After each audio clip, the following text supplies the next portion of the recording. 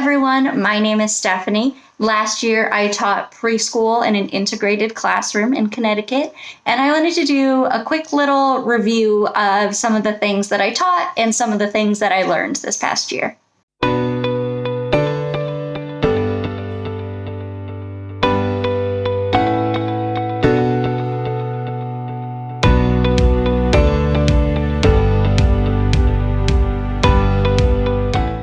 So hello everyone. Like I said, this past year I taught preschool in an integrated classroom, meaning that some of my students had an IEP and received special education services, and some of my students did not. So this past year was a huge change for me because the year prior to that, I was in a self-contained preschool special education classroom. It was an ABA class. Quite a few of my students had autism. Some students had other diagnoses. And it was just very, very different. It was like a huge culture shock for me to go from that environment to the environment that I had last year. So I wanted to do a little video just kind of talking about some of the things that we learned about this year and some of the things that, I personally learned about. I definitely learned a lot, and I will say that as much of a change and, as upset as I was that these changes were happening, I definitely am grateful for the experience, and I learned a whole lot from it.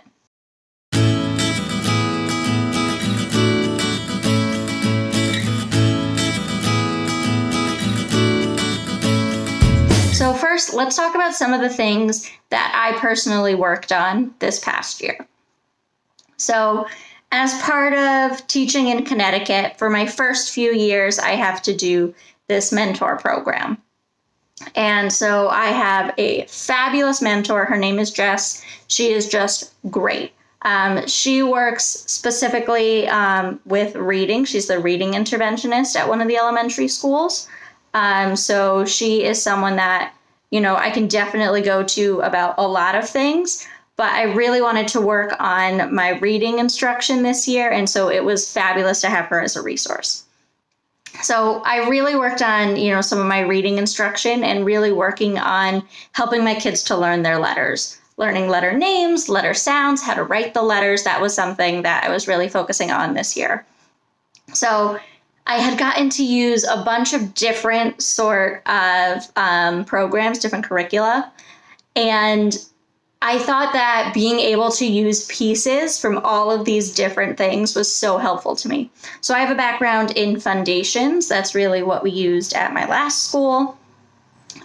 So I was kind of coming into it with that knowledge, and I knew that that was something that the interventionists would use in the future. So if any of my students, were receiving intervention, a lot of it would be coming from that foundations, or later in the future, when they were like in a classroom setting, they might get some foundations teaching from that. So I knew that was something that I wanted to use, so that way the children were familiar with it when they would move on to later grades and would use it later on. So I kind of brought that in. We would do some drills. And, at the beginning of the year, we were just singing our ABCs. That was kind of one of the pieces of our morning meeting, was singing the ABCs. And then as we sort of got into the year, and I really started working on both my large group and my small group instruction, I wanted to do something a little bit more to help them more with the sounds of the letters.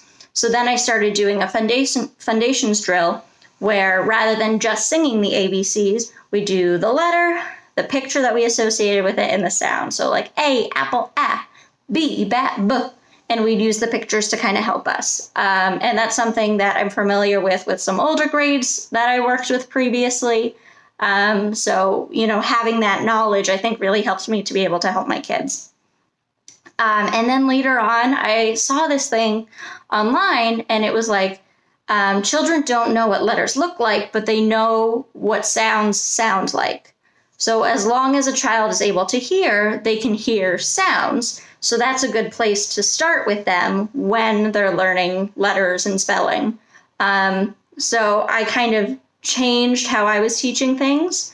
So rather than being like, what sound does this letter make? I'd start with, this is the sound we want to make. What letter do we use to write that sound? And so I kind of just changed things and like how I was presenting them. And so that was something that was really helpful. And then off of that, we had been using handwriting without tears. And that's something that the school paid for, so we had like the little pieces where we could use them to build letters. And we had kind of all the stuff that went along with it. So that was something that I had. That was something the other teachers were using. So I started using it too. And then I sort of kind of changed a little bit to really focus on the sounds rather than the letter names. And of course, we still did letter names. That was still a part of it. But I was really starting with the sounds. Like I said, children are familiar with sound. They're not necessarily familiar with letter names at this point. So that's what we worked on. And then I also brought in some ABC, see, hear, do. I had seen that on the internet and I thought it was really cool. And I actually shared it to my Instagram, and one of my coworkers follows me on Instagram, and she loved it too, so she bought it for us. So that was something that I used that I really liked too, because it has actions that go along with it. So like for the ah sound, we waved our hands like we were scared and we said ah. So we could partner the sounds with the actions, with the pictures, with the letter visual itself. And so the kids really got a lot out of that. By the end of the year, I would show them a letter and they would like make the sound and do the action. So they were really connecting it, which was awesome. So that was something that I found really useful. So like I said, I think being able to have, all of these different resources to pull from was so helpful, because I could see kind of what worked for my students and, make little changes and try things from all these different programs. And going into my new school, I know they use foundations and I know they use a couple other things. So I'm excited to have sort of this background knowledge now that I can then go forward and, again, pick out the pieces that I think will be helpful for my students, depending on who they are as learners. So I'm really glad I had that experience, and I'm super excited to be able to use it again in the future. One of the other things that I really focused on this year was my small group instruction. And I have to say, I feel like I am such a better teacher now, having gone through this year and, the students that I had, but also, being able to really like sit down and focus on how I was teaching kids in small groups. At the beginning of the year, it was a little bit of a mess. I was just kind of pulling kids to do more like theme-based activities, because we would have a theme for each week in preschool. And I wasn't necessarily focusing on the specific academic skills that those children needed as individuals. And so I was working with my mentor, and we were trying to figure out a schedule that would work best for me. And we ended up doing a little bit of a change. At the beginning of the year, was doing very like fluid centers, and that's something that I'd like to get better at in the future and really work on. But we decided that for the structure that I wanted, we would do a rotating centers. And so we would rotate between 2 adult tables and then 2 free play options. So I called it choice time rather than like centers or stations. And we talked about how children have choices within the centers of what they do. So like, do they want to choose blocks or kitchen or whatever it is? And so anyways, I would have, 2 centers like blocks and kitchen open, and I'd have a paraprofessional run 1 station, and that might be puzzles or a board game or a little crafty, artsy something that's a little bit more theme-based, so that children were still getting a little bit of that theme that we wanted to work on. But I had the paras focus on, skills like social skills, turn taking when they're playing games and that sort of stuff. And then I would focus on things that were a little bit more academic and were really focused on what the children needed. So I had some students that were reading already. It was amazing. And, I would be able to push them in certain areas of reading and, working on some sight words. And then I'd have some kids that I was just really working on basic letter sounds and letter names. And so, being able to really work with my mentor to help me figure out like what each child needed and then how to group them, I thought was something that, really helped me to grow in my teaching. And I also really liked it because I was able to change up my groups. So I had one child at the beginning of the year, knew no letters whatsoever. But then by the end of the year, she was one that I was pushing to a completely different group to work on other things because she already had it. So I made sure that my groups were kind of fluid. And, it might be that they did really well on something, so I want to push them up and move them to a different group where they can work on different skills. It might be that, on Mondays they're in one group and on Tuesdays they're in another. Just because of the way my classroom dynamics were. I had students that worked well together, students that definitely could not be in a small group together. So we kind of changed things around based on student needs. And I really think that I improved a whole lot when it comes to that, because I really got to work with my mentor on what I wanted out of that time.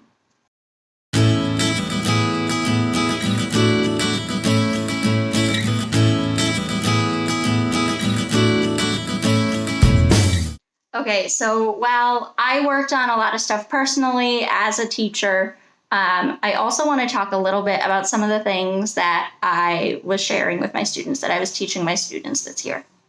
So because I was in a different environment than I was the previous year, I knew that this would be an opportunity for me to make some changes in the things that I was teaching. Now, I am someone who really focuses anti-bias, anti-racist education in my teaching. And I found some awesome ways to be able to incorporate that into my classroom this year that I'd love to talk to you about. So first, one of the things that we did at the beginning of the year was we learned a lot about ourselves and our families and our classroom. So we have me, my family, and my friends is our first month worth of units. And so one of the things that we learned about within ourselves was things like who we are physically and who we are emotionally. So physically, we learned things like how do we get our skin color. I did an awesome workshop a few years ago on how to talk to children about skin color, and it was absolutely amazing. So I used a lot of my knowledge from that. For example, we talked about we get our skin color from 3 different things. We get our skin color from our grown-ups, our ancestors. We get our skin color from the sun, and we get our skin color from melanin. So we talked about how Miss D does not have a lot of melanin in her skin. And we looked at pictures of families, and for example, my dad has more melanin than me, and my mom has less melanin. And so we kind of talked about that and how we can get our skin color from our ancestors, from our grown-ups. But we may not always look exactly the same as our grown-ups. And we kind of looked around at our classmates and we, said that not all of us have the same amount of melanin. We talked a lot about that. It was really cute. On the last day of school, we were standing and there was a child next to me. And she looks at me, she goes, Miss D. And she points to a freckle on her arm and goes, Miss D, I found my melanin. And it was so cute. So you can see that they were making that connection that more melanin means darker skin. And, she found a spot on her arm where she had darker skin. So that was really cute. And that was something that the kids really learned a lot about. And we would also connect it to other things. So throughout the year, when we were learning about different people, we talked about how some of the people we learned about had darker skin. For example, we learned about Martin Luther King Jr., which I was very impressed that some of my 4-year-olds were able to say that full name. But so we learned that sometimes people didn't like Martin Luther King Jr. because he had dark skin. And so we talked about how he had more melanin. And so that was just really awesome to experience and have those conversations with kids, because kids are ready for that. I think a lot of people are scared to talk about it, and we're seeing a lot now. There's a lot of discussion on whether it's appropriate to teach certain things with children. And children are aware that they have different skin colors. They're aware that there are physical differences amongst them. And I think it's important to address it so that way they can understand. And that way, when they're grown-ups, they can treat people respectfully, knowing that there are these differences and highlighting those differences, because it is those things that make us different that, to paraphrase a boy band, that make us beautiful. Those things that make us different make the world so much better, because it would be so boring if we were all the same. Anyways, all of that aside, I thought it was really cool that my kids were able to learn that and connect that throughout the year. At the beginning of the year, in our All About Me section, we made little paints that were our people colors.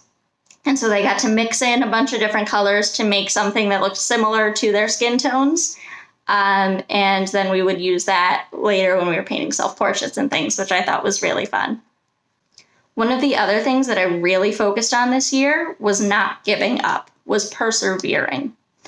And so, we're in a pandemic, that was hard for my 4-year-olds. That was really tough.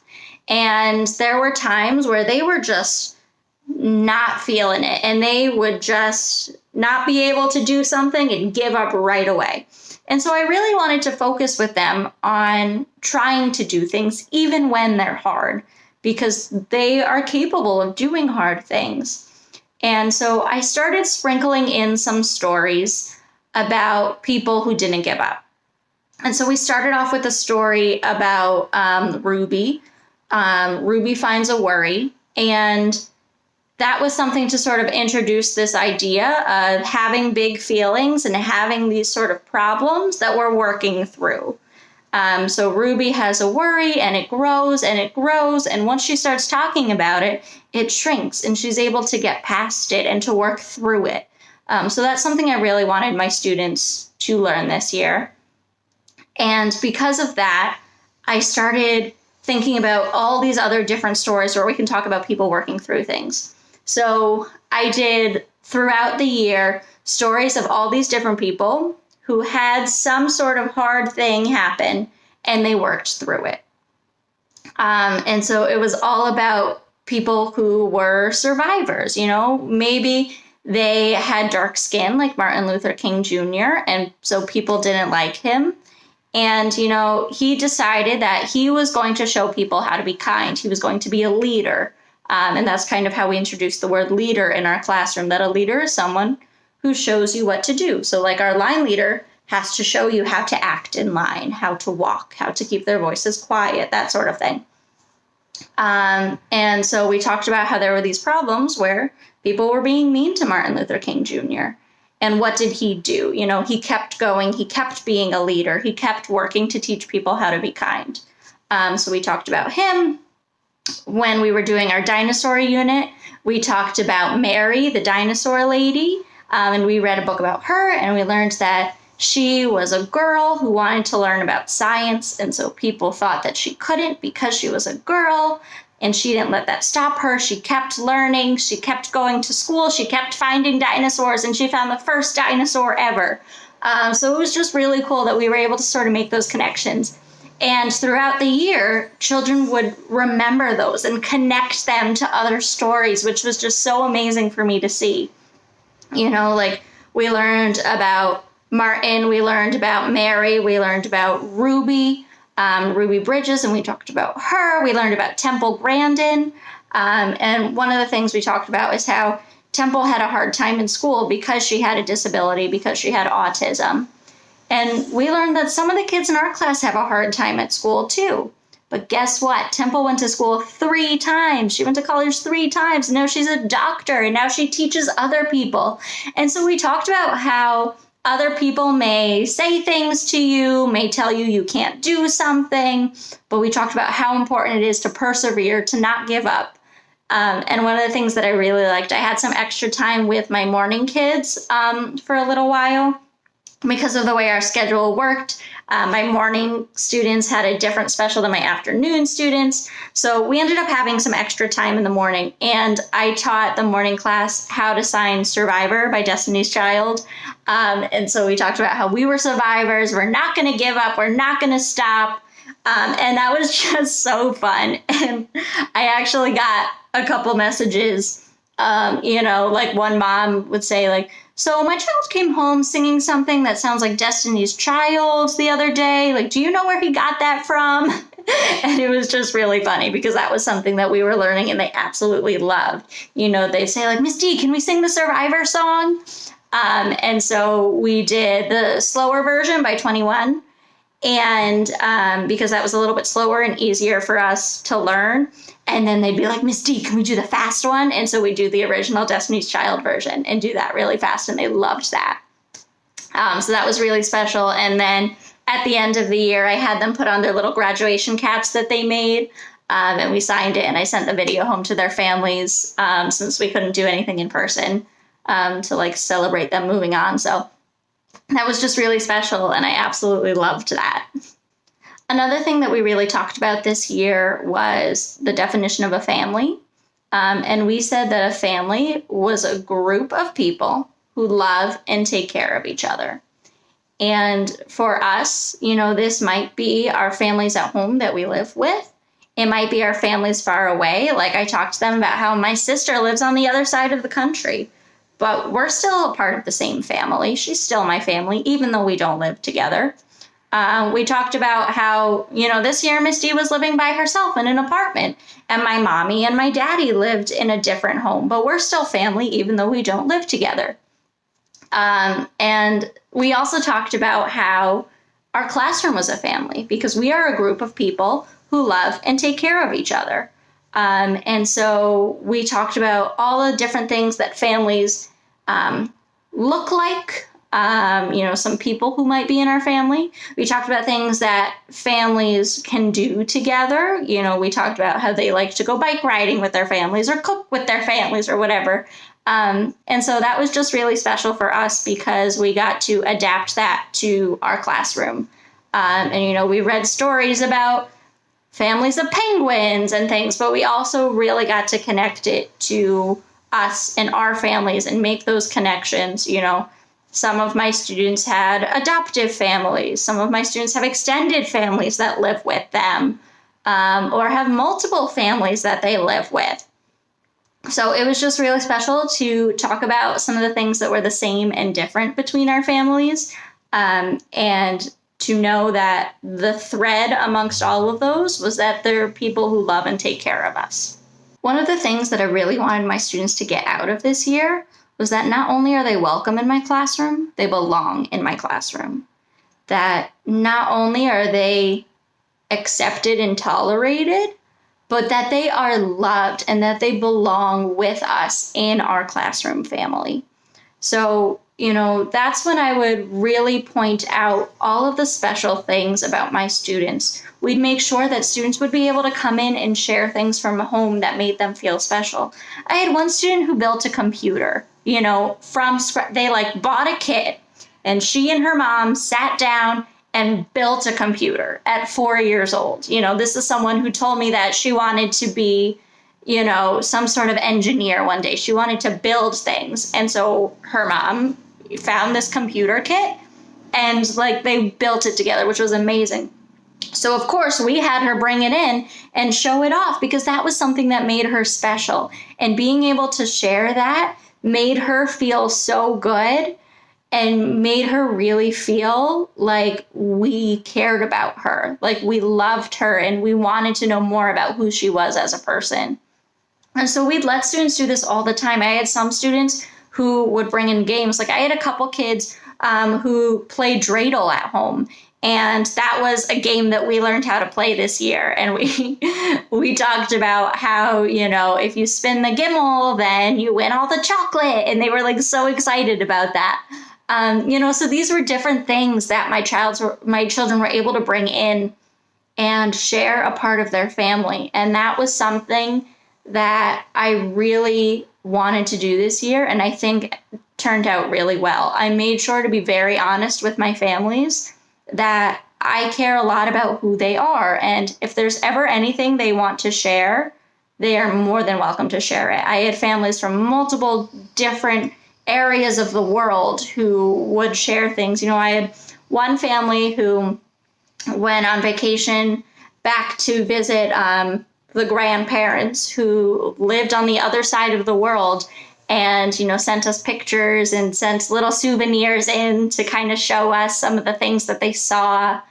And it was just so exciting to be able to share those pieces of my families, of my children with the class. And, we did this through some of those shares. We did it through our talk about families and how families are all different. We did this through, learning about our bodies. One of our units is how bodies work, how people grow. And so we showed pictures of the kids as babies and then as, 4-year-olds that they are now. And we talked about them growing and all the things that they've learned since those pictures were taken. And it was just such an amazing experience this year. We had books that celebrated all kinds of students. And those were things that my students really responded very well to, which made me so happy. I had students who just would repeatedly read the book, I Like Myself. That was a book that we read at the beginning of the year. And after I introduced some books as like group reads, I would then put them into our like teacher books section that children would be able to pick from during their reading time. And, I'd have students repeatedly pick out that book or our, what's the name of the book? Some of our books that were about like Black history and, all of these women leaders. And it was just so awesome to see them really resonating with that and picking it out. My favorite was at the end of one of our books, talking about leaders and people making history. There's a mirror. And so, they'd flip through, they'd see all these people who were doing good things. And then they flipped to the back and they saw themselves, being able to do good things and make the world a better place. One of the books we read was about Greta, and it was Greta and the giants. And the giants weren't taking care of the planet. And so Greta told them stop. She told them no, that they need to take care of it. And then all of these other people were coming in and supporting her and saying, you're right, we need to take care of the earth. And she made sure those giants listened. And so we talked about how we can work together to make sure that people are taking care of each other, making sure they're taking care of our home. And I could talk about this forever, and I know this is going to be a long video at this point, but that's just something that made me so happy that the kids were holding on to these things and making connections. So we talked about Greta saying no because the giants were doing something that wasn't okay. And then they were making lots of connections to that when we were learning about keeping our hands to ourselves. That's something that, especially because of the germs, that we were really focusing on. It's something we focus on in preschool anyways, but because of these extra germs that are around, we need to be extra careful that we're keeping our bodies to ourselves. And so my kids love giving hugs, and I love giving hugs too. And so we really made sure to set those boundaries that if you want to give Miss D a hug, that's great, but you need to ask first, because sometimes I don't want a hug. And so we talked a lot about that. We read the book, Don't Hug Doug. And we watched a video about this bear who's trying to learn how to be a human. And so he's learning, how to ask before he hugs someone. And so we talked about how you need to ask people before you hug them. That's just being kind. And, sometimes people don't want to hug. You say, okay, and you move on. And we talked about how the only way you can hug someone is if they say yes, and that not giving you an answer is not a yes. So we talked about how if you ask someone for a hug and they say no, you do not give them a hug. If they don't answer, you do not give them a hug. If they say yes, then it's okay to give them a hug. And so we talked a lot about that, especially because they're 4 and they want to give hugs and they want to put their hands on everything and everyone. But also because it's an important life skill that they need to know that, we need to ask before we touch people. We also learned this year about other ways to respect people, including calling them what they want to be called. I had a student who would come in every other day with a different name. It was usually some of the same names, but he wanted to be called something else that day. And we said, okay, great. We said he would come up to a teacher and say, Misty, can you call me blank today? And we say, yeah, sure. That's great. Thank you for letting me know that's what you wanted. And we taught the kids that, sometimes this friend asks to be called a different name. So that's what we call them. That's what we call him because that's what he asked to be called. That's how we show respect to our friends. And in that, I was able to kind of turn to my other friends and say, what do you want to be called? So I use a lot of pet names with my kids. I know some people don't like doing that. That's just kind of part of my personality that I call everybody, different names. And so like I'd say things like sweetie or buddy or, different things like that. And I would ask my students, like, is it okay if I call you whatever name? Sometimes they said yes. Sometimes they said no. Sometimes those feelings would change. And we made sure that students know that was completely okay to change their mind. So some of my friends, I knew I wasn't allowed to call Bud because they didn't like that. And that was okay. And so it was just a really great conversation to have with my kids. And one of the things that just made me so happy is that my one little friend who would change names a lot, they would ask him what he wanted to be called that day. And it just made my heart so happy because they were going out of their way to be respectful to a friend. And I'm going to cry just thinking about it because, I hope that these lessons that they learned this year are going to continue throughout their lifetime, that they're things that these kids are going to remember. And I just really hope that they're able to put this in practice, for the rest of their lives with all the people they encounter, because these are important life lessons for our students. And, it's good to be able to see them learning them early on. So that way, hopefully we can make this world a kinder and more respectful place for everyone. Whew. So after that, those tears that I can feel coming, I think it's time for me to log off. But thank you so much for watching this video. I'll leave links down below where I talk more about my year, more about my upcoming year because I'll be going to a new school. I'll also leave links to my blog posts and my Instagram, my classroom wish list, all that sort of stuff will be in the description. If you have any ideas or requests for future videos, let me know down in the comments below, and I will see you in the next video. Bye!